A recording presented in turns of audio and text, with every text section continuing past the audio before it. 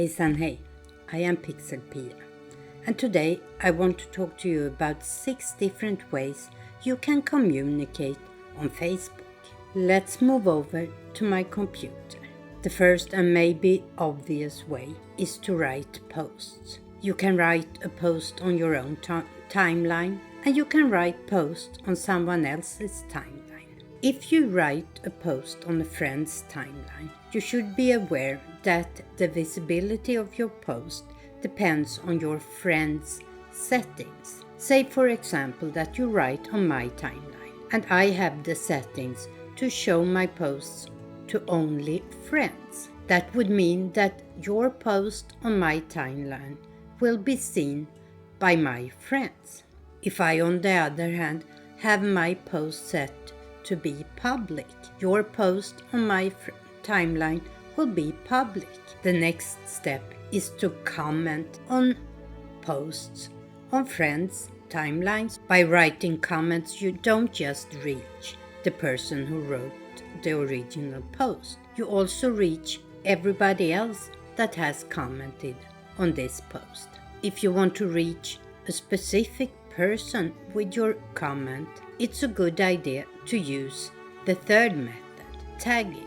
Tagging is when you name a specific person, and it's really easy to do. All you have to do is to start to write their name, and when their full name pops up, you click on that name.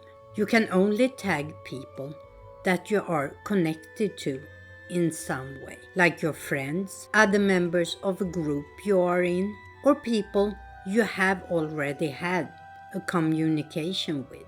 You can use these tags in posts, in comments, in photos, etc.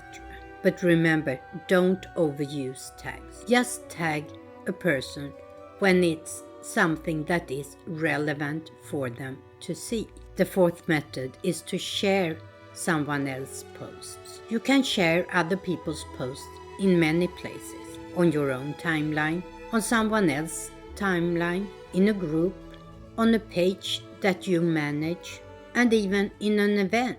Everybody with access to that timeline, group or page will be able to see what you share. If you want to share something with a specific person, it is a better method to use our fifth way, Messenger. You can use Messenger either direct on the Facebook page or use the standalone app, which now is accessible for Windows as well.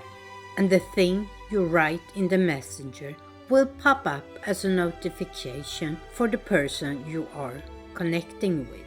If you send a message to someone that is not on your friends list, it will end up in a separate mailbox, as I will show you here. So there is a chance that they will not see your message. And if it is important that they actually see it, I suggest that you tag them in the message itself. You can send a message to one person or several persons, which will create a group.